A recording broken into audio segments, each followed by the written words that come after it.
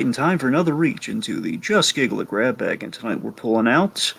Ooh, smells like pizza.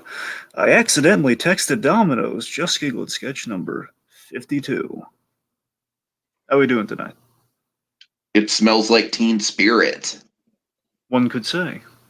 And Dragon Teen Spirit smells like pizza. That's what I imagine when I watch that music video. Just oodles and oodles of like pizza sweat.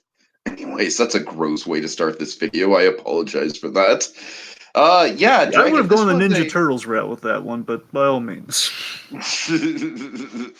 well, you were the one who introduced smells into the mix, so all right, so Dragon, I got to admit this was a really interesting one for me. Of course, folks, we are kind of reaching a situation where we're kind of reaching the bottom of the grab bag, Dragon. It's like back a few weeks ago, or maybe a month or two ago at this point, when we first ventured into the grab bag and took our harrowing journey into there. We may or may not still be in there according to canon. I don't quite remember. Well, But technically, we're kind of basically we're in there, but there's kind of like a crack in the door, so we can kind of like. oh Here's the god. thing: we're still technically we're still in the bag and we're still in the vault technically, but Is it's it like anyway. the Infinity Train, or they're just like we can go about our lives in the different areas of the bag, but then the bag itself is just very tiny? I don't know. I'm making it way too complicated. This is our own headcanon here, folks, for our podcast that has nothing to do with the actual conversation and source material we're talking Well, about. suffice it to say, since our interview at Just Giggle It, we're still just kind of like lingering very comfortable, basically doing the grab bag on location, still in that vault, but comfortably so. Right, right. We're not complaining. We're just there. We're just kind of sitting in some Barca lounges. Again, it's like the warehouse from Better Call Saul season 4. We're there. There's there's stuff on the tap. There's TVs. There's Barca lounges. We're all good. I think the better analogy might be Huel. Yeah, yeah, sure. We're just sitting here patiently, we're not complaining Reasonably, reasonably. we're Anyways, happy. Reasonably happy. Anyway, all right, sorry. this Go is on. way too much for silly headcanon All dragon. right, Oh okay. my god. Anyway, okay. But Go I'm on. encouraging it, so it's fine. Okay, so Dragon, I got to admit, this was really refreshing just because this was three new faces that, correct me if I'm wrong, I don't think we've seen any of the main three actors in the JGI canon before. Dig, you couldn't be Like, more wrong. oh, really? You're Tika. There's wrong and there's wrong. You are wrong, my friend. Okay, I'm sorry. I didn't recognize them. They're not main players. I'm sorry, Dragon. These are What? like this is like when you're covering SNL and you got the top tier, you got the Sipkas, you got the JT, the Joshua Thomas, you got the Poncios, you got the Piper Hensons. And then then there's the supporting players that really make it all happen. But Dragon, I'm a casual fan and you are the diehard SNL fan who can name every cast in the lineup. All right, that's the difference between you and me. My point, Tika, I only bring it up because one of my favorite of the JGI players is in this one. Jesse McBride. Remember, he's our guy in this. Oh, man, I'm sorry. I knew he looked familiar. I didn't. My bad. I'm sorry.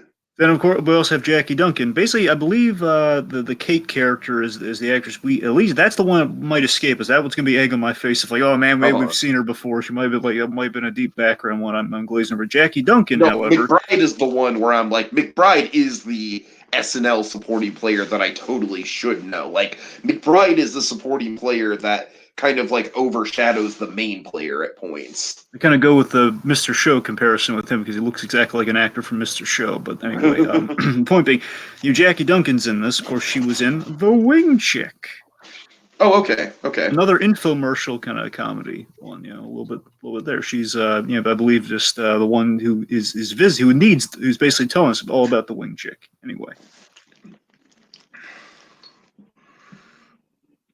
I truly feel bad about that, folks. Dragon isn't the only one who really likes McBride and his work on JGI. So I really apologize. anyway, so the All point being, right. so again, this is the point. This is kind of an obscure one within the tomes of the JGI sketches, right? Yeah, but you know what, Dragon? I can, without getting into any details about my lifestyle, let's just say I fancied myself a pizza or two hanging out with my peeps back in NorCal, back in the day, mid high school, early college. And, you know, Dragon, suffice to say, Domino's made it really easy for us to get a hold of pizza. And I kind of tracked the development of Domino's and their ever evolving pizza delivery service. So, Dragon, I've got some background on that. Do we have any more background you need to go over on the sketch itself? Yeah, just real quick, just kind of stating the obvious for many Just Giggle It sketches. This was written, directed, and presumably edited. Unfortunately, they didn't put the editor in this one, but I would assume that anytime we don't see editor, it's at best assumed that is also Joshua Thomas wearing a third hat stacked on the other two. Just like that pirate on the rocky boat on Pirates of the Caribbean. Whatever works, yes. Dragon, the only reason I bring that up is because there's this clip of Walt Disney who's describing that scene. It's like, and here's one pirate, and I like the scene. He's got one foot on the dock and one foot on the rocky boat, and he's got a stack full of hats. Well, that's what you get for trying to wear too many hats at the same time. I have there's a Tiki. There's a story behind a deeper hat pull that I could make, but Tiki, it would be like the deepest pull I could ever make, so I won't do it. So we're gonna move on. Oh dear. Yeah, let's step away from that abyss. That's like boarding a second Infinity Train reference. That's like boarding the Infinity Train unto itself, going into something that's what I'm saying. So let's move on from the point being. That's all the background I really have. Let's so again, this is what we can say. Is this is about the ordering food via emoji, and you know a little something about this, my friend. Why don't you tell us? Yes. Okay, so Dragon, of course, Domino's started like any other chain. You know, delivery the old-fashioned way, call, make your order, 30 minutes or less, that kind of stuff. I honestly don't remember if it was 30 minutes or less, but they typically did pride themselves in speed, and that I do remember about them. Dragon, side note, I like the Domino's sides more than I like the pizza itself. Their buffalo wings slap. Their breadsticks, killer.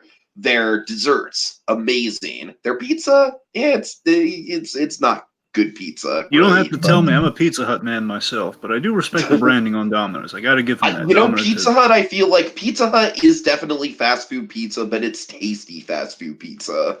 That it is. I will give Domino's this. They have excellent branding. Yeah. Anyway. Oh, especially the '90s branding, man. I have some hardcore nostalgia for the Noid. Anywho, exactly. Right. So, point being, I wish they'd bring the Noid back. Yeah, I guess the Noid is gone. Now you bring up I know the Noid hasn't been around. I'm saying they haven't had done any revamp of the Noid, and really. I know. You would think it'd be logical for this time and place we're living in, but yeah. And it's one of the few that I actually would want. Okay, so let's avoid the Noid, as it were. Let's talk about the emoji app. Go on. All right. So yeah, getting us to the emoji app, Dragon, was the app where it was the build your own pizza app, Dragon, and I'm literally getting goosebumps talking about this because Kramer this app is where, of the future. Yeah, this was where you could literally just it was anything you wanted. Forget about making it too complicated over the phone and the person on the other end getting it wrong. You put in exactly how much you wanted, the proportions, like light cheese, heavy cheese, light pepperoni, heavy pepperoni. Oh my God, Dragon. And the prices were really good. They didn't really charge that much for the sides, so you could kind of go hog wild on the sides for the cheap. By sides, I mean toppings, not sides. And of course, Dragon, one of the big functions of that me and my friends really remember, because suffice to say, we're maybe consume some stuff and might want some entertainment in between that and the munchies arriving, hint hint. But what we would do, Dragon, on the app is we would track our delivery. And this was a function on the app where you could literally just see it's not too fancy. It's basically like an Uber Now or an Uber Eats, you know what I mean? Where it shows the delivery car leaving the restaurant, and it shows a little map of your town, and it's like, oh, it's getting closer and closer. Oh, I know exactly where it is. It's going to be here in a minute. And Dragon, I got to tell you, man, that little app, that feature, the map, That was the first time I've ever seen anything like that in any sort of delivery app, and that really, I don't know. I can't. It sounds silly at the time. It sounds silly now because it's something that's really well integrated into our technology nowadays with GPS everywhere.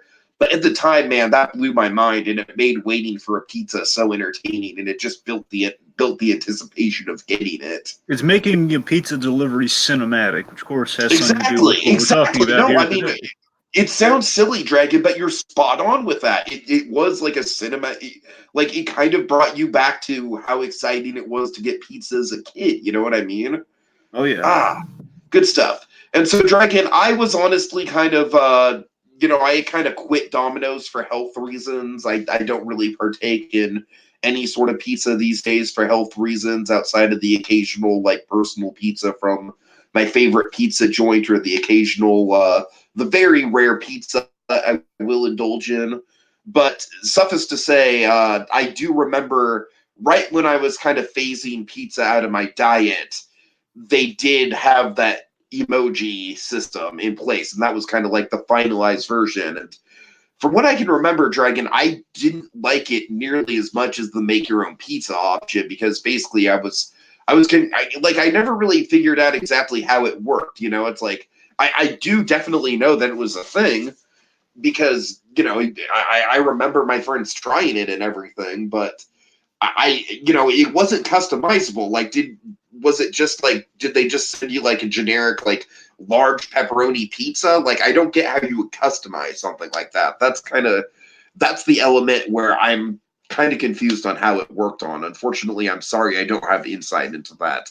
And like I said, I'm kind of stalwart, like a build your own pizza kind of guy, man. That was, if they don't have that app on their site anymore, they really should, because that was really very, very convenient to get exactly what you wanted on your pizza, like really specialize your pizza to you. So, anyways, Dragon, I'm sorry, that's my long soliloquy about Domino's. Let's get right into the special. Yes, and Skip. of course, this brought to you by not directly brought to you for legal reasons. But this is something we should plug more accurately. Harley This Quinn the is Joker, affiliated with. Harley Quinn the Joker versus the Real World, Episode 5, folks. If you're in the mood, Dragon, I'm just like, I just want to say, like, I am just feeling the anticipation in the air, like things are happening. Like, honestly, Joshua Thomas, he's really he's kind of like a mad scientist working behind the scenes, and Dragon, I'm just kind of giddy as a schoolgirl to find out what he has up his sleeves, because man, Lord knows, it's like episode 7, for all we know, could be in the vault and completely edited. You know what I mean? yeah, folks. I mean, right now we're in the vault, but there's like this giant wall that says, it's almost like when you go to Disney and they're working on something. It's like, Harley Quinn the Joker being filmed and shot and prepared. It's like almost like Joshua Thomas in like this giant infinite editing room, just preparing the episodes, writing away as the day is long. I mean, seriously, folks, if you want to kill the time until the Joker movie comes out, you want to like bask in. I'm sure it's gonna be a great testament to the character and stuff, sure. But you know what I want? It's something that is the Joker. I want something that is. I don't want to have to wait for something that's gonna be kind of like a proto Joker, like the making of a Joker story. I want what I know to be this character and Harley while we're at throwing some Harley on the side. I'm feeling chancy today.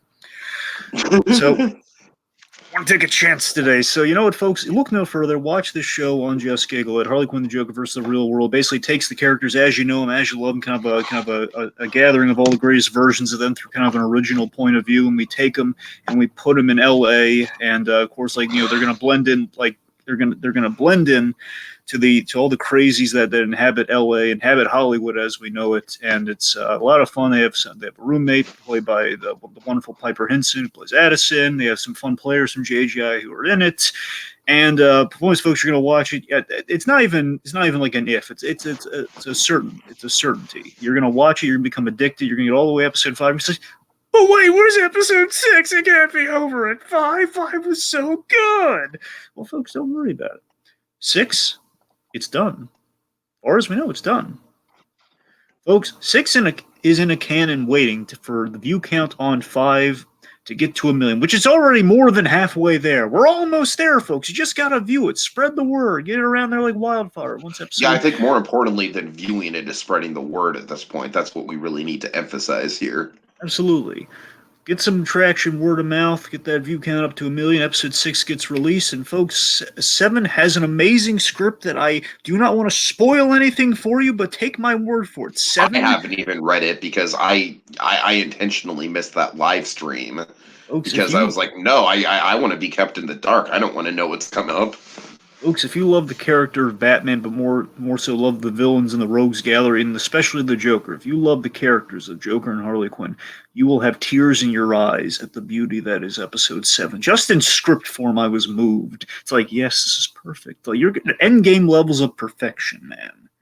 Oh, man. And that's just the script for 7. It hasn't even been shot yet. I can already see it in my mind, like, yes, this is everything every episode's already kind of gotten better and better as Harley Quinn the Joker has gone forward. 7, I can only imagine what episodes beyond 7 are going to be like. Just the point is, folks, get the ball rolling, get it out there, watch it, and treat yourselves to life. Treat yourselves to Harley Quinn the Joker. You won't be sorry. Anyway, let's get back to I accidentally texted Domino's. All right.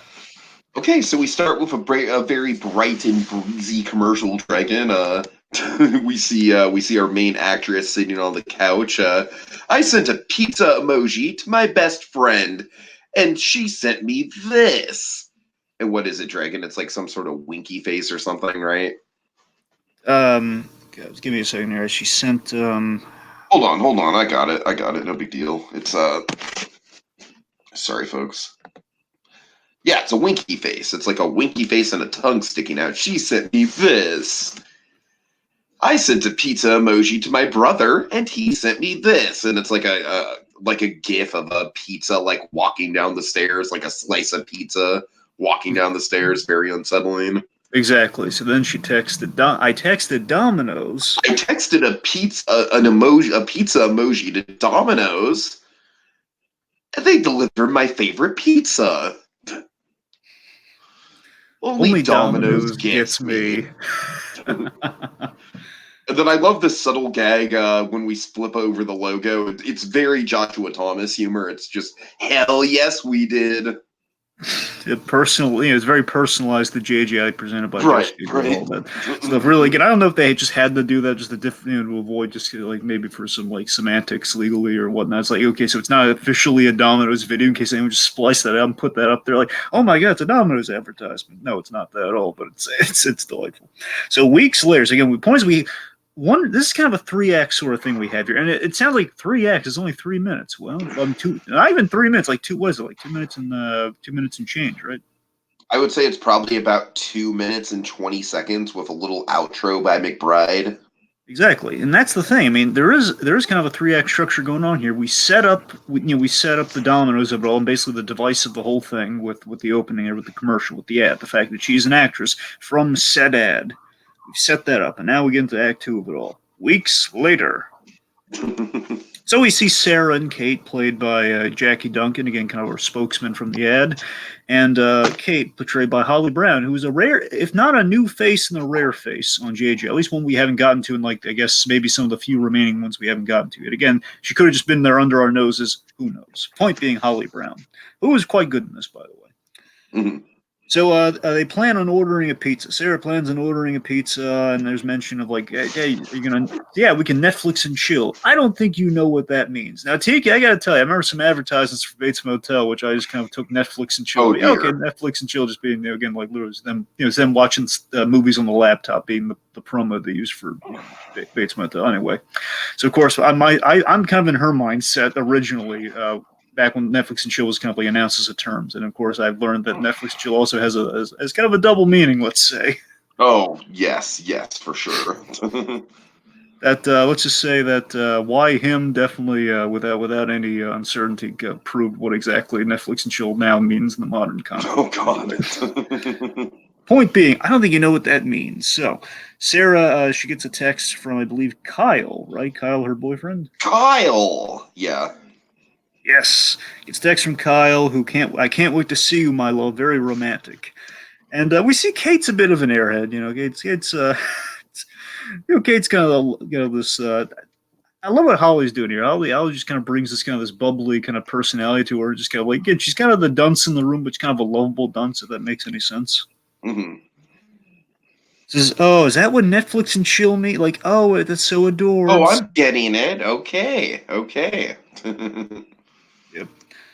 So let's see. So then nailed it. Yeah, that's what I'm saying. She's a good side character, and of course, like we have just kind of this ordinary, almost like a '90s chick flick sort of dynamic going on at the start. You're like, okay, they're gal pals. It's kind of it's like probably like a late Saturday night or whatever. Just kind of like they're just kind of hanging out, and then of course things take a turn.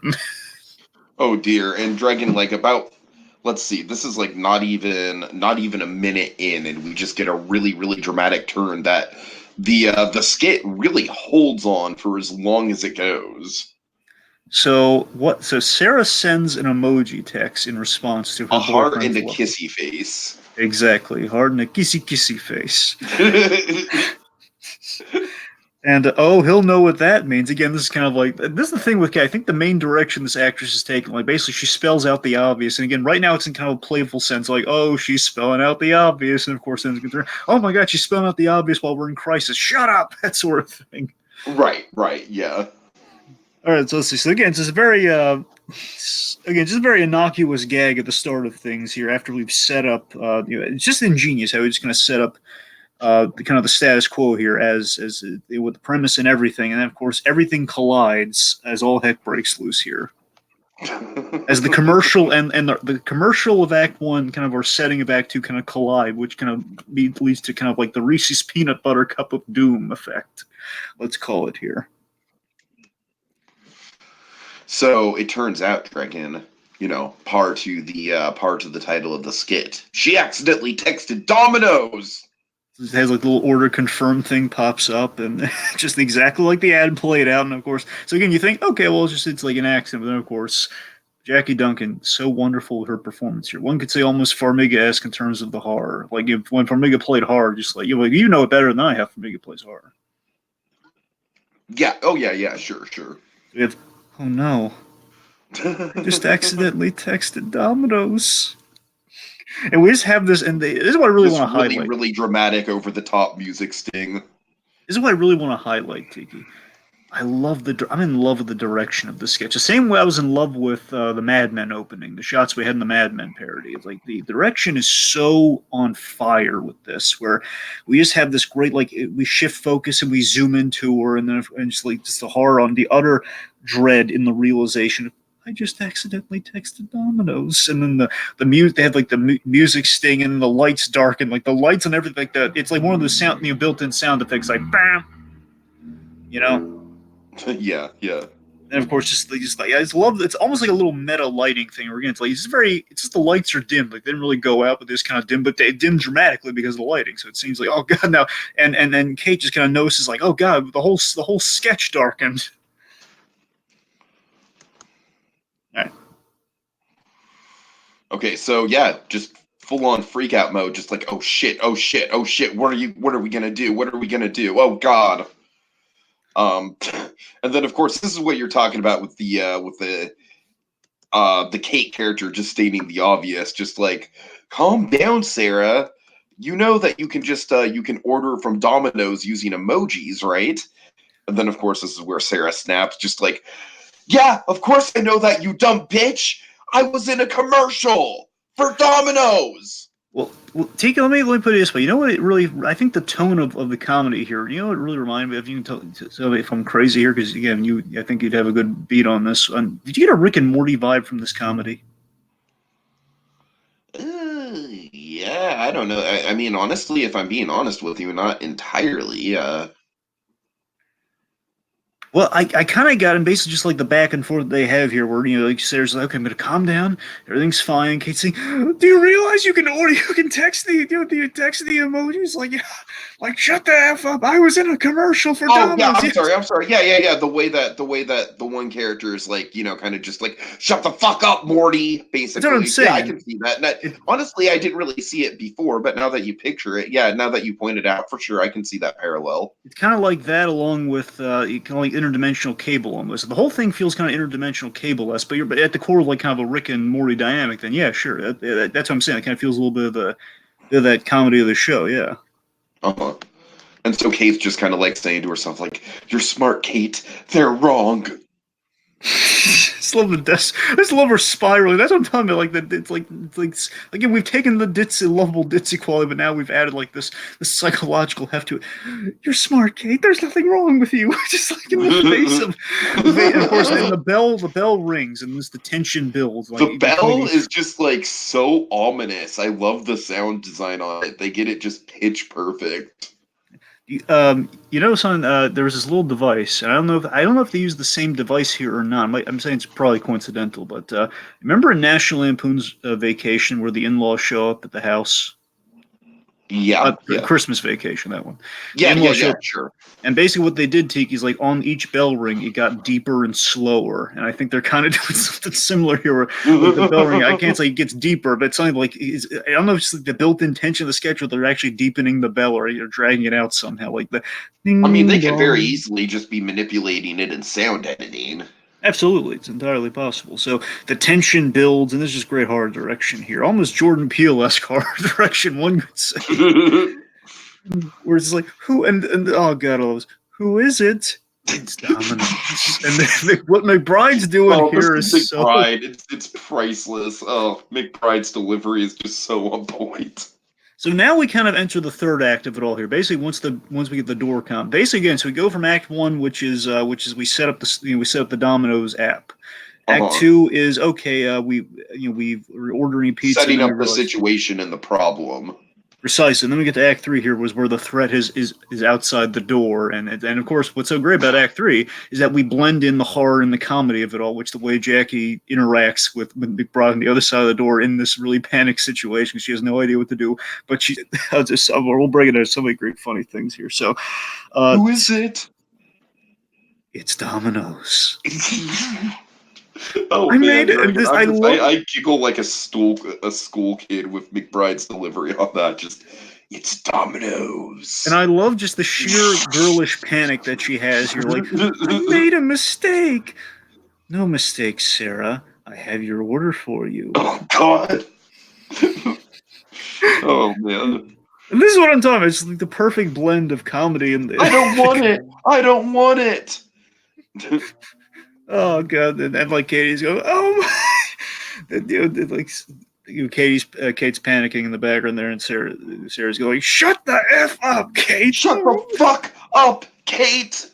And I love Kate's like her sad, pathetic, like well, oh, it's like I felt like so sympathetic towards like, oh, where she's just says like a little like the kind of the she's muzzled in the moment there, just at her shoot there, like, oh, everyone's snapping at me, and we have this terrible situation that my friend's walked herself into, and we're doomed, we're cornered. It's like, oh. Just this, Sarah. Like she's a puppy that's been kicked or something. Sarah. Yeah, and this is what cracks me up. This is it right here. If I had this one example of what I'm talking about, it's right here where Sarah, yeah, she just goes to the after all of it. She's like being really cordial in the terror. It's like it's kind of like just so cordial within the terror. It's almost like Get Out meets The Purge or something. You know, it's like someone's on the other side of the door, but you're being kind of cordial to them. Sarah, I want to kiss you. Oh my god, no thank you! This is what I'm talking about. It's just so much force within, it's so much comedy farce within the intimidation of it all. There's sort of just, we're playing this as a serious situation, yet again, we're not losing the DNA of the writing here, that it's over a pizza being delivered, or at least what we think to be a pizza being delivered. Right. So then this great shot of the locks on the door, like the door and the deadbolt kind of being unlocked from the other side, really good shot there. And we build up the reveal. Oh my, the reveal's so well directed here. So you see the reverse shot of like in shadow. We don't get a good look at it from shadow from behind. The door opens, and then we see McBride with the Domino's hat on, and the eyes that are locked with a mission. Then we pan. Then we reveal the bare chest, and then we rack focus for the ultimate reveal, the garlic sauce. Garlic dipping sauce. So of course, I think the idea, and of course his response here, kind of I think summarizes the whole thing. Here says, "Domino's hearts you too, Sarah." and of course they're shrieking. They're like, ah! So of course, what's great about this, T guys, I love that with that line, it implies to me that they took the order very literally, where it's like he showed like he is, love and love and kisses. That's what he took the order to be. And that's basically he is presented with the garlic sauce being the gag. Like that's them honoring the order. So they're literally fulfilling the order only through less edible means. Oh man. Quite Yeah. horrifying. All right, so Dragon, my favorite part of the sketch is the McBride stinger. So I love the McBride stinger. We have the subscriber tag, or the gag tag, if you will. I love it just because it is such like a tonal calm down from the actual sketch itself. So basically McBride like opens the door and then he just very pleasantly looks at the audience and he's just like, "Oh hey guys, thanks for watching. Click subscribe. We've got new videos coming out all the time."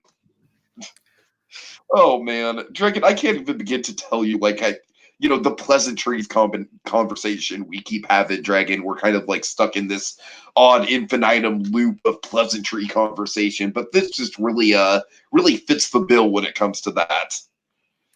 Just like I love the idea that like after all that build up and drama, just McBride's just like very pleasantly addressing the audience, like, "Hey guys, thanks for watching my video." I don't know if this occurred to you or not, but of course, McBride's character does not have a name, and we've established that McBride, in some forms, he does have continuity with his characters. Like, there's Father McBride, who we've seen a pop up in a couple things, and I couldn't help but wonder, maybe Ken Armand, before he landed at the dealership, the orange dealership, perhaps he was a pizza boy. Well, Dragon, is it safe to say that Ken Armand is shaping up to be the main character of our JGI cinematic universe? I don't know why you had any doubt about this. He was always going to be, at least of my cinematic universe, Ken Armand's going to be the linchpin. All right, fair enough, fair enough. He's going to be the Cap and the Tony combined. Like I think it's going to be. I imagine he and Upside Down Ponzi will be the linchpins. I can't tell you which one's Cap, mind you, but it's. All right, fair point. Anyway, okay. Regardless, but yes, the subscriber tag is quite funny. And that's it, folks. Dragon, just in terms of final thoughts, I don't have a lot. I just, like we said, like we broke it down. It does very much have a pretty distinct 2-act structure, with each act roughly being about 40 seconds long. It's pretty incredible the way they pull it off and really manage it. Like Act 1 is kind of just like the silly commercial parody.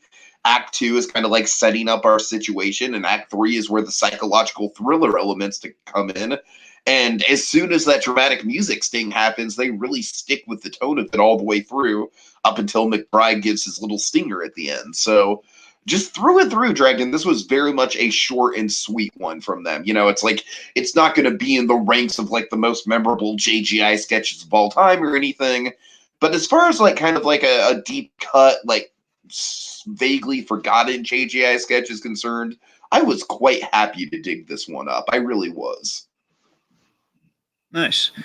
For me, final thoughts quite simple. I think sometimes style can fill in the blanks amazingly well, and this is an example of a sketch that isn't really, it's not lacking at all, and it's not. It's short and sweet in the best of ways, and I love that. Basically, the style of this, I feel, just kind of like really makes it stick the landing better than something like ESPN Idiots, for example. ESPN Idiots, while funny, again, is a little niche and a little just kind of like okay. ESPN Idiots, like as I already explained to you in that podcast, I did not watch, like I didn't actively seek out ESPN, but ESPN was on a lot in the background during family events like Thanksgiving and stuff. So I like Dragon, just like ESPN Idiots was on point in the style they were trying to parody. Exactly, that's what I mean. But just I think what you're trying to say is that this has a much more kind of full circle vibe to the narrative of it than ESPN Idiots, where ESPN Idiots was basically just like kind of a one-off gag that they just kind of dragged out. It was a funny gag, but it didn't really have a lot of substance to it. There you go. I mean, this if it doesn't have, this doesn't have substance, it has like a perfect illusion of substance that carries it in a way that I feel very satisfied with. Versus ESPN Idiots, where it's like it just feels like, okay, this is funny, but I mean, it just kind of ends. They met in high school. Exactly. So this to me is a wonderful misdirect that goes it goes off the rails and the only way that JGI can, and I love it. It has such great suspense and horror from something so silly and it's like we take an observational what if, like, I guess what if you accidentally texted Domino's the emoji when they have an emoji app and you're trying to send an emoji to somebody else. But again, we just mined that concept for this wonderfully absurd comedy, and it's very well realized, very well captured. And again, it kind of I think the difference too is that it really sticks landing that it ends on the high note. Like again, like the gag might lose some gas if like we see McBride do something terrible or do something repugnant at the end. There, like we have all the Yeah, information for we need, and sure. it ends on the screen. That's the perfect ending, and then we have a funny subscriber tag. That's basically it ends at the natural point, and again, it feels like you got your money's worth there. It's wonderful. Right. Yeah, really, really solid one, Dragon. Cool. That does it for this installment until the next thrilling reach into the Just Giggle It Grab-Bag. I want to kiss you, Sarah.